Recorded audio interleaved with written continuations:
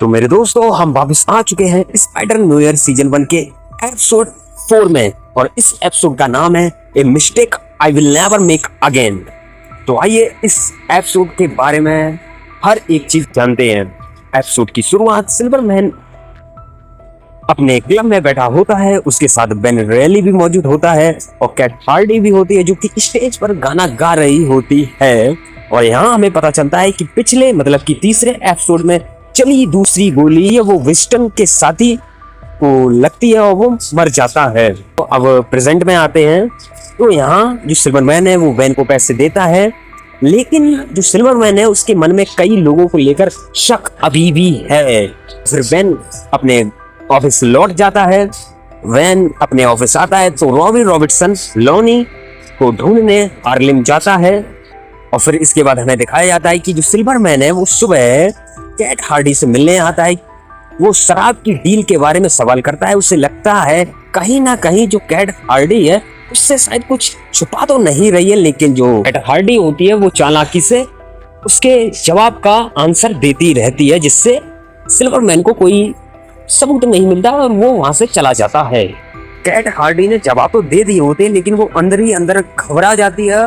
तभी वो बहन के ऑफिस कॉल करती है तो उधर जो जेनेट होती है वो बच्चे को पढ़ा रही होती है, तो वो एक एड्रेस देती है।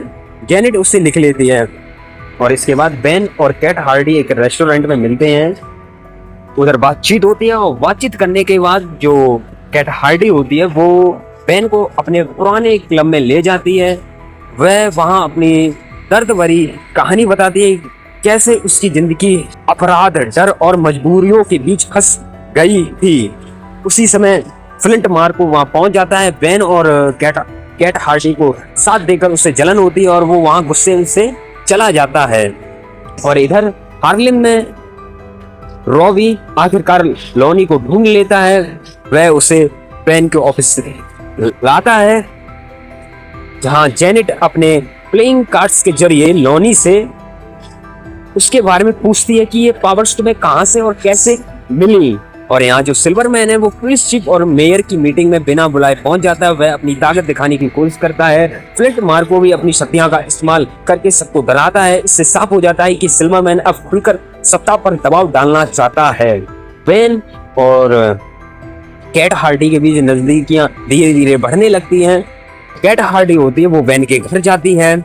फिर जो बेन है वो अपनी दर्द भरी कहानी बताता है कि कैसे उसे एक रूबी नाम की लड़की से प्यार हो गया था। फिर एक अपराधी था, उसने बदला लिया, उसने रूबी को मार डाला और जब वो पानी में डूब रही थी तब मैं शराब के नशे में धुत था और जब तक मैं पहुंचा तब तक रूबी मर चुकी थी और उसे उस बात का बहुत ही खेद है।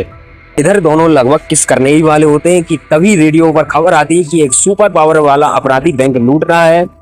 कैट को लगता है कि शायद ये फ्लिंट मार्को हो सकता है। वह वैन को साथ चलने के लिए कहती है लेकिन वैन मना कर देता है क्योंकि वह एक स्पाइडर है, इसलिए वो मना कर देता है। कैट हार्डी के जाने के बाद बेन स्पाइडर नोयर बनकर घटना स्थल पर पहुंच जाता है, लेकिन वहां फ्लिंट मार्को नहीं होता बल्कि मेगा वॉट होता है, बिजली रखने वाला एक विलन। शुरुआत में स्पाइडर नोयर बहुत पिटता है लेकिन धीरे धीरे जो स्पाइडर नोयर है वो अपना दिमाग चलाता है और मेगा वॉट को हरा देता है और फिर पुलिस उसे पकड़ लेती है। लड़ाई के बाद मेयर मीडिया के सामने स्पाइडर नोयर का हाथ पकड़कर घोषित करता है कि उसने शहर की सुरक्षा के लिए स्पाइडर नोयर को वापस लाया है। यानी मेयर स्पाइडर नोयर की लोकप्रियता का इस्तेमाल करके अपने वोट और अपनी राजनीतिक छवि को सुधारना चाहता है। दोस्तों कैट लड़ाई के दौरान स्पाइडर नोयर को देखकर शक करने लगती है कि शायद बेन ही स्पाइडर नोयर है। बाद में जब कैट घर पहुंचती है तो वो देखती है कि बेन के मुंह पर चोट लगी है, तो कैट उससे पूछती है तो बेन बहाना बनाता है कि दरवाजे से टकराकर ये चोट लगी है।